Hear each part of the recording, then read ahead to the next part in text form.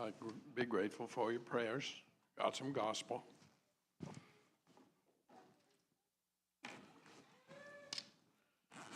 Got a purpose too, by the Lord's help, with this gospel. I love all of you folks, and I want to do what is done here in the tenderest, kindest way that I can, by the Lord's help, with a purpose of encouraging folks and being a blessing to them in their souls. So, I want to tell you a story. And when I get near the end of my story, I want to try to draw some lessons from it. You remember the scripture talked in the Old Testament about a widow who came to Elisha? It's in 2 Kings, the 4th chapter, beginning with the first verse. I want to read it to you. Now there came a certain woman of the wives of the sons of the prophets unto Elisha, saying, Thy servant my husband is dead. And thou knowest that thy servant did fear the Lord, and the creditor is come to take unto him my 2 sons to be bondmen. And Elisha said unto her, What shall I do for thee? Tell me, what hast thou in the house? And she said, Thine handmaid hath not anything in the house save a pot of oil. Then he said, Go, borrow thee vessels abroad of all thy neighbors, even empty vessels, borrow not a few. And when thou art come in, thou shalt shut the door upon thee and upon thy sons, and shalt pour out into all those vessels, and thou shalt set aside that which is full. So she went from him, and shut the door upon her and upon her sons, who brought the vessels to her, and she poured out. It came to pass, when the vessels were full, that she said unto her son, Bring me yet a vessel. And he said unto her, There is not a vessel more. And the oil stayed. Then she came and told the man of God, and he said, Go and sell the oil and pay thy debt, and live thou and thy children of the rest.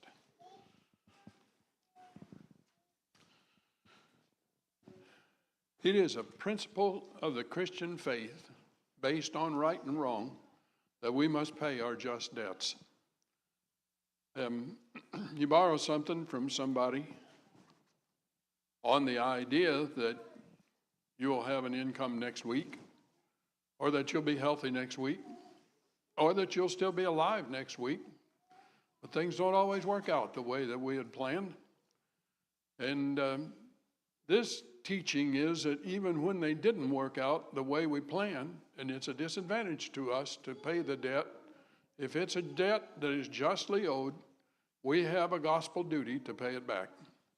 And so that's what this woman's situation was. And when we think about something like this, one of the first things that naturally comes to our mind is, how did she get that debt? You think he was out spending money on 4-wheelers or taking cruises? And if he was, if it was long vacations and he borrowed money to do that, how confident would you be to go to the banker and say, well, give me some more money? And he's going to say, well, your husband is dead. How are you going to pay it back? Or how can you go to the creditors and say, I don't think I should have to pay this back because we spent it on pleasure?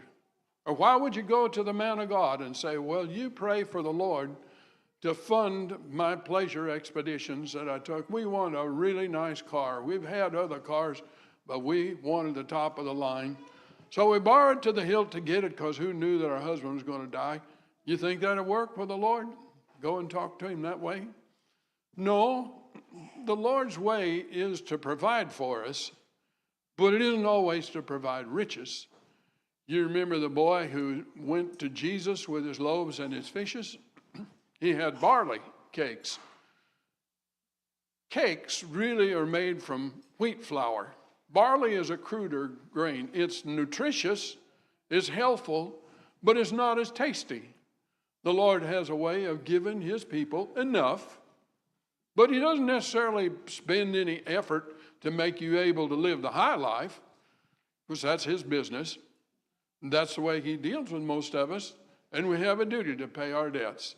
Well, as it happens, we know a little bit about how this woman's husband incurred the debt that she had. Josephus, who is the historian of the Jews of that time, tells us that the man who was her husband was Obadiah.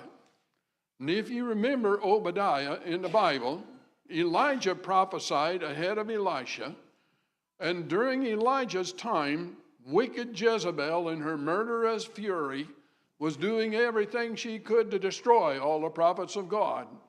And Obadiah hid 50 of them in one cave and 50 of them in another cave.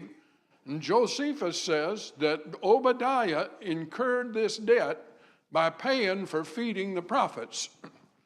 Well, you'd have a pretty good case to come before the Lord if that happened to you, wouldn't it? That's better than having to go and say, I spent the money on a trip to Aspen, Colorado, and I stayed out there 3 weeks when I just had money enough to stay 3 days. But we borrowed the money and stayed anyway. This woman has got a case to come before the Lord. And she came to Elisha, who was Elijah's successor, and told him, you see, that's the way it is with us. And I want to touch this word in here.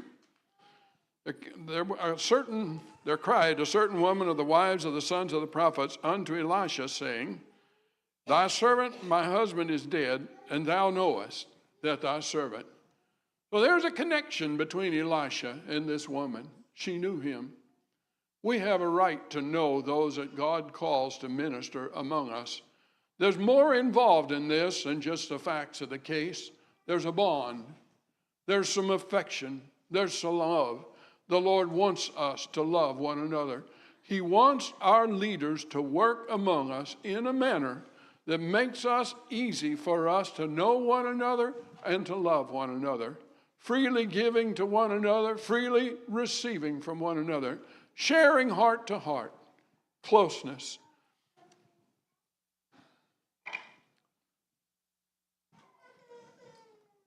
One of their songs in our hymnal talks about blessed be the tie that binds.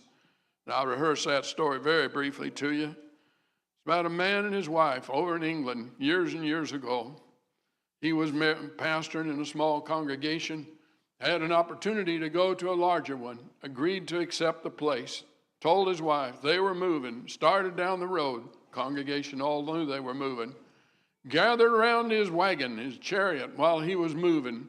And they weren't trying to stop him. They just were crying and holding on to him and told him how hard it was to see him go. His wife turned to him and said, John, I can't do this. And he said, I can't do it either. And so they turned around and went back and stayed with him because they loved one another. That's what this is talking about here. Thou knowest, said, thy servant, my husband, is dead, and thou knowest. You knew what kind of man he was. You know he feared the Lord. You know there's a bond that lies between us. It's more than just a mechanical issue. You care about what's going on with me. I know you do. So the Lord wants us to have that kind of thing. So Elisha said to her, what have you got?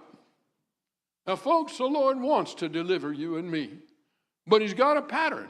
You will see this over and over in the way the Lord helped us in the past, in the scriptures. He starts with what we've got. And he uses that to produce something usually that we never even thought of. What have you got? And she said, I've got 1 pot of oil. Now here again, I can't prove this. This is what I understand of it. This word that's pot is the same word that's spoken of when the woman had the alabaster box that she broke on Jesus' feet. And it contains spikenard, which is a very expensive ointment. And she said, to put it in my language, just reading a little bit between the lines, they're coming to get my boys. That's the last thing I want to have happen. I do everything else I can first. I don't have any pots in my house. I don't have any vessels because I sold them all. Sold the furniture. Sold everything I got. There's just this one thing left, this little vial of oil, and it didn't sell that because it was a tradition among those people to save that for their funeral. And that's all she got left. Well, I imagine there's some folks here who could say we've got a burial policy too, because we know sometimes that's going to happen, and we do what we can to prepare for it. I'm reading between the lines a little bit here. Olive oil was considered liquid gold among those folks, but the spikenard would have been far more precious than that. And it's what she had left. At any rate, Elisha told her, this is what you do.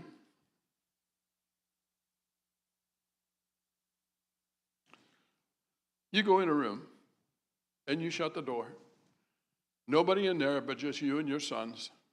Folks, the Lord wants to put you and me in a room sometimes when he wants to work a miracle for us. You go in a room and don't take your community with you. Don't take your friends with you. Don't even take the prophet with you. This is not a job for the church. This is not a job for your neighbors or your friends. You go in there by yourself. Before you go to the folks that you know, because I'm assuming here, you've sold all the pottery that you've got in your house, and you don't have anything left but just this one little, maybe something smaller than this, and that's all you got. Go get some vessels. How are you going to borrow vessels from your neighbors if you've been quarreling with them all the time? If every time you see one of them, you find something wrong with them, and you've always got a frown on your face, and you don't want their children playing in your yard, and their pets bother you, and you say bad things about them behind their back, who's going to loan you anything? This woman was the widow of a prophet. And being a prophet should mean somebody who has contact with God.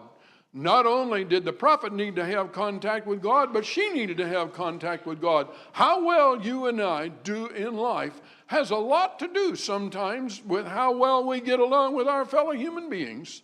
And it's important for us to win the confidence and respect of friends and loved ones around us, to do what we can to make it so when we get in trouble, somebody's willing to lend us a pot. It's a simple enough thing to do, but if you made everybody you know mad at you, you're going to have a hard time getting very many. She'd only been able to find 3 vessels, and one of them leaked. She's not going to get very much of a blessing out of it, is she? But she got as many as she could. And then she goes in and shuts the door. And folks, there is a room that the Lord wants to get you and me in sometimes.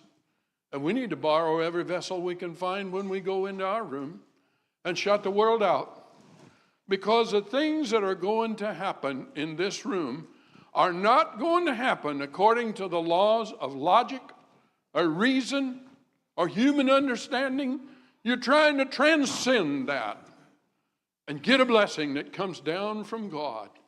And when you need that kind of place, you need to get everything else out of your heart that you can. Have you ever been desperate to have the Lord help you? You're going to sell my boys.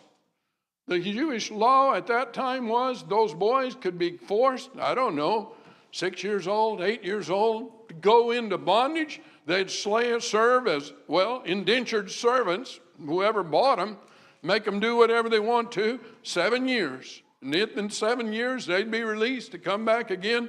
When your boy is 6 years old and you add 7 years to that, that's got some of the formative years, and somebody else is going to be training him. Don't want that to happen. Desperate. Got to have the Lord help us.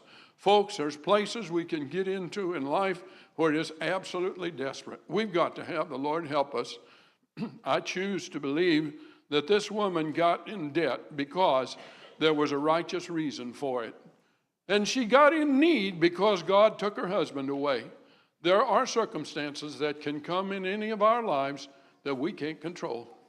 Can't prevent it from being that way. And God has a way of doing that for us for a greater purpose than we might understand in our own wisdom. So this is what she did, and got entirely alone with God, because God concealed a miracle. You've read the story of Jesus turning water into wine. I read one here, 40 gallons of it. I don't know how much there was, but there was a bunch. And he never said anything to the wine. He just told the folks to fill the pots with water and take them to the master of the feast. Sometime between the time they started doing that and the time they got to the master of the feast, something happened to that water. When Jesus fed the multitude and he brought him the loaves and the fishes, he just stood there. I suppose that at any time any of the apostles would have looked down on what he had in his hands, there'd have never been more than 5 fish there or 2 loaves. But he broke them, and he broke them, and he broke them, and he kept on breaking them. And you look at it and say, when did the miracle happen? I don't know when the miracle happened. It just happened. It just always happened. When Elijah went to the widow of Zarephath and told her, she said, all I got left is a little meal and a little oil, and I'm going to use this to make a cake, and my boy and I are going to eat this, and we're going to die. And he said, make me one first. You think she got up the next morning and looked in that barrel and it was brimming over to the top? No, all there ever was in it was the same amount, but there was always enough. The Lord has a way of concealing the miracle that he's doing. People have this idea. I read a story one time about a man had the idea that God was going to show his great power, and so he would convince people to be saved by dipping the whole nation of Australia 6 inches underwater. That's not God's way, folks. God's way got a way of concealing what he's doing. Just when you think you're about to starve, you didn't starve. Just when you think there's no way out, then there is a way out. But you look back in the barrel and there's no more meal in there than there was the day before. You don't need it till breakfast in the morning. When you get there, there'll be enough to make a cake. And when you get ready for lunch, it'll be there. And when you get ready for dinner, it'll be there. I wonder, this woman in her little vessel of oil, if she looked down in there and say, where's all this coming from? I see them set up an assembly line. One boy brings her the pot and she pours over into the vessel, and the other boy takes it and sets it over here. And she looks in there and got the same amount in it all the time. But every time she turns it over to pour it, there it is, always some more in it. That's the way it is when the Lord decides to pour out his benefit on us. It's hard to put your finger on the point and say, this is when the miracle happened. This is when the pot started running over and we had the whole vessels underneath. It doesn't work that way. Doesn't work that way. He did this in a manner that if she'd go out and tell her neighbors who didn't know what had happened, well, the Lord caused all of this to take place in my house, they'd look at her and say, what a funny woman you are to think something like that. And you will find, if the Lord does a miracle in your life, that it's pretty hard for you to describe it to your neighbors. They look at the same thing you're looking at and don't really understand what happened. And you don't know how to tell them yourself. You just say, well, I was in there and I turned it, but every time I poured it over, I never could pour it all out. And when I looked in to see how much there never was any more than when we started. But God's got a way of doing what needs to be done in mysterious ways. He's a mysterious God. He works in supernatural ways. And so he did in this case. Job said concerning this same sort of thing, the rock poured me out rivers of oil. And that's speaking of the Lord. And the Lord wants to be rivers of precious ointment in your life and mine.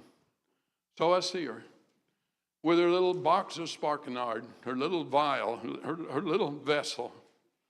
And it was precious. And she got it for her burial. And the prophet told her to pour it out. And didn't go in there and start pouring. That was very valuable oil. It was the last possession she had. Fill up the vessels with it. When she got done, she had enough money. The value of whatever it was in that. Bible doesn't tell us how many vessels she filled, but whatever there was, it made enough so that it was providing her to have a way to make a living the rest of her life. Now look at the miracles that the Lord does. Folks have the idea, Lord, pour it down on me while I'm standing here. You do the work. God uses what we have, and he put his finger right on well, think of it this way. David and Goliath. Who made the sling? Who stood in front of Saul? Did God do that? Or did David do that? David did that. Who stood in front of Saul? Who went down to the creek bottom? God didn't do that. David did that. Who picked up the stones? David did that. Who swung them over his head? David did all of it right down to the critical moment where it had to be perfect, threw the rock, and the Lord guided the rock to the one vulnerable point in that giant's armor that laid him low. That's God's way. When Christ called Lazarus from the tomb, he said to those around him, you roll the stone out from the doorway. Then he spoke, and somewhere just like this, back in the recesses of the dark cave, who knows? All of a sudden, here he came shuffling out at the command of the word of the Lord. Life came back into his body. The miracle happened when Jesus got ready to raise Dorcas from the dead. He put everybody out of the room but Peter and her parents, so that when she woke up, the first faces she'd see, this tender little teenage girl, was somebody that was familiar to her, and shut everybody else out. And when Peter had his time, that he was there was Tabitha that Jesus was with. And when Peter had his time with Dorcas, he practiced that as close as he could. He put everybody else out. And then he reached out, and then he put out his hand, and God did the rest. Now that's a pretty good way to finish any sentence, isn't it? God did the rest. And that's the lesson. If words have meaning, that's the lesson that God wants us to see in this story that's in here. How easily God creates riches. How easily God answers our problems and takes care of us along the journey of life. And so he did in this case. The Lord didn't intend to make her rich. He intended to make enough so that she could sell and use the produce from it to start a business or whatever she needed to do. Basically, her status remained the same. And maybe you look at me and say, well, I don't know if that'll work for me or not. If I could feed a multitude of people with 5 loaves or 5 fishes and 2 loaves, can we experience miracles like that today? I'll leave that between you and the Lord, but we can expect mercy. He promised us mercy in all our generations of life. And God, one of the lessons of this is that God will keep giving to us as long as we make vessels before him. The vessel he really wants is not one made out of stone or clay. It's our hearts. It's our hearts. And he wants us to bring our hearts to him and invite us to fill them. What do you suppose would have happened if this woman got back in there and started pouring this oil, and nobody there but her 2 boys who don't know how old they were? So I'm assigning ages to them, 6 or 8, could have been anything. And the 6-year-old's over here, and she's saying to him, son, hand me a vessel. And he's saying, I'm playing my video game. I'm too busy. I'm preoccupied. I'm looking out the window. I heard a bird sing. What's going to happen? They needed to be concentrated on what they were doing. What if the one on the other side is, I'm tired. I've already set 14 vessels over here. When do we get to quit? I'm tired and I'm hungry and I want to lie down. People do the Lord that way.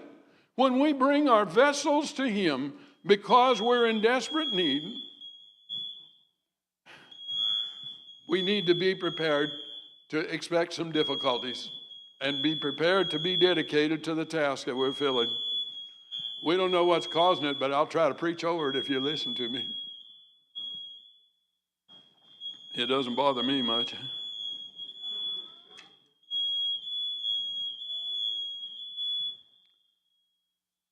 The Lord wants to fill our hearts with his powerful blessing, but there is a process that's necessary for that to happen. Now, this is a pattern of the way God still deals with us today. There are times and places in every believer's life where the Lord forms a mysterious wall around us. And he takes away all our leaning posts, puts us in a special spiritual room where we meet things that are completely new and unexpected, and something which all our old circumstances and conditions of life do not equip us to find, a place where we really don't know what's going to happen. One of those rooms is great grief.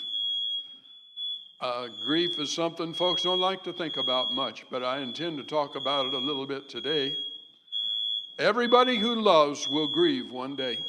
There's only one alternative, and that's to go first. And grief can be a dark and gloomy room. When you have to go into that room, you need all the vessels that you can get. You need the help of your friends. You need the memories that you had of pleasant times together. You need a contact with the Lord. Kind of difficult, isn't it? We're not sure it'll stop. We better keep plowing, hadn't we? Can you understand me at all? Grief is a room. And when the Lord leads you into the room of grief, you need to shut out other things and concentrate on your contact with the Lord. David spoke about it, and he said, "Yea, though I walk through the valley of the shadow of death, I will fear no evil." Grief can destroy you. And you need to have victory over the forces that are most damaging. And the way to have it is because of the oil that the Lord has a way to pour out. There's another sacred room that the Lord wants to lead us into, having to do with our future and career. Each of us, like Edna was saying of herself this morning, each of us are God's special creation. He loved us each one. He made an individual plan for each one of our lives. And that understanding is something that no other human being in the world can give you. Your parents can't give it to you. Your friends, the church can't give it to you. You can't be prepared for the calling that God has for you by human intervention. You need to go into a sacred room somewhere, just you and Jesus, and get Him to give you light and understanding of the course that He wants you to follow through life. He alone knows how to develop each one of us to be the person that God wants us to be. Those are some of the rooms that the Lord has for us. I mentioned them particularly to you today: grief and our calling and our future. And the pattern that that widow set before us is still the pattern God wants to use us in today. So I thank you for your fractured attention today and your prayers. Let's turn to number 123 in the Blue Book. 123 blue. Do you have some more you want to say before you? No, that's enough. Let's stand and sing.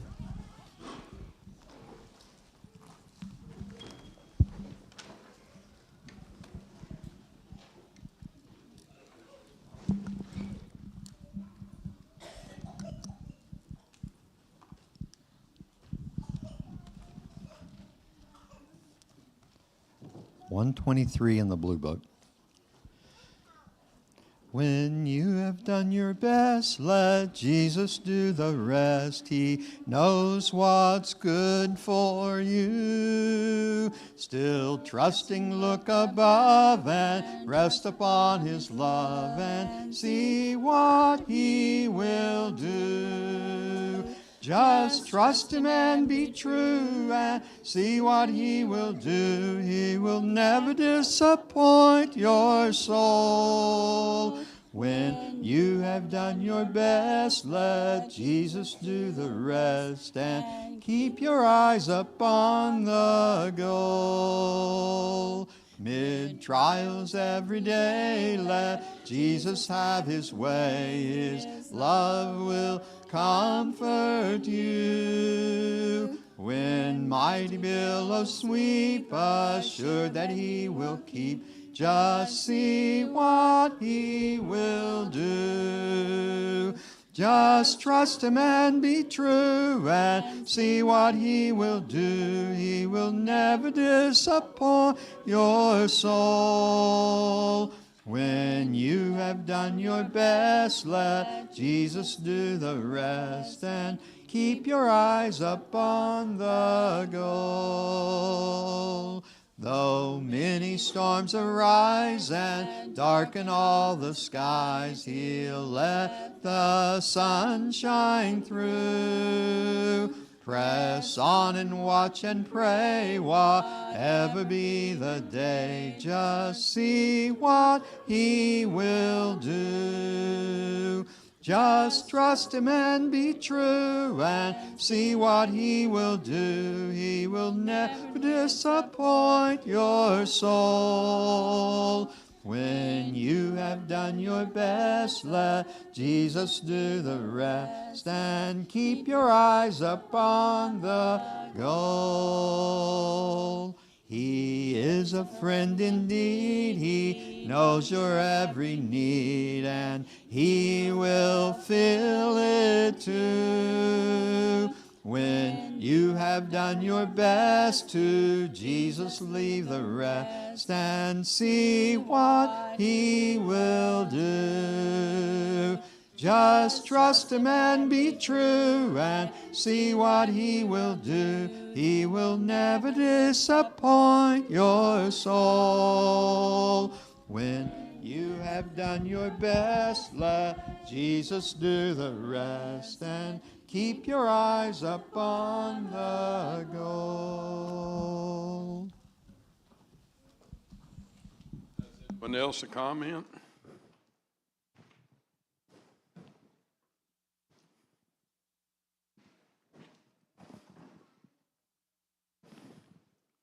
Use a building, things are going to happen in it from time to time. It's the way life is.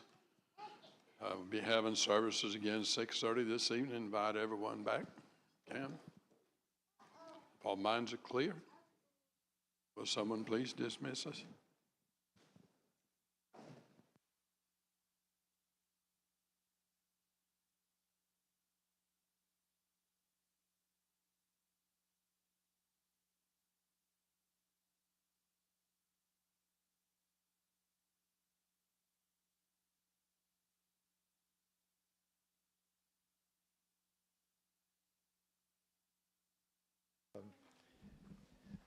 Provide for us in our time of need. Lord, we know sometimes that we